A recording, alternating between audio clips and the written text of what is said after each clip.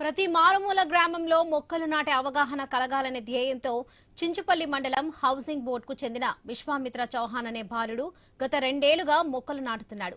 దానిలో భాగంగా చండ్రుకొండ మండలంలోని మారుమూల గ్రామమైన గుర్రాయిగూడెం గ్రామంలోని ప్రభుత్వ పాఠశాలలో విద్యార్థులతో కలిసి తన తండ్రి సహాయంతో విశ్వామిత్ర చౌహాన్ మొక్కలు నాటారు. తొలుత సరస్వతీదేవి విగ్రహం ముందు మొక్కను ఉంచి పాఠశాల ఆవరణలో ఔషధ పండ్ల మొక్కలు నాటారు. 3.5 సంవత్సరాల వయసు నుంచి తమ కుమారుడు మొక్కలపై మక్కువ పెంచుకొని అప్పటి నుంచి వేలాది మొక్కలు నాటడం జరిగిందన్నారు.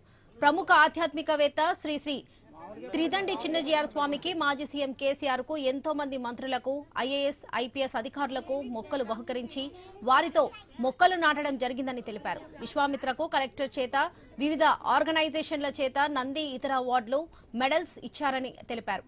ప్రతి ఒక్కరూ మొక్కలు నాటి ఆరోగ్యవంతమైన వాతావరణానికి కృషి చేయాలని కోరారు.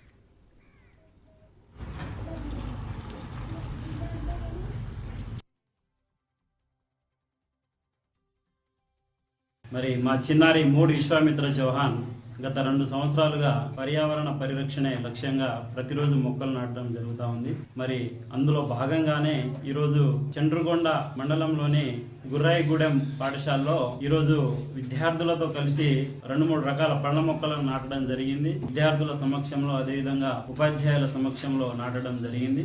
ఇదే కాకుండా ప్రతి ప్రభుత్వ పాఠశాలలో ఇక నుంచి బాబుతో నాటించే కార్యక్రమాన్ని ముందుకు తీసుకెళ్తాము.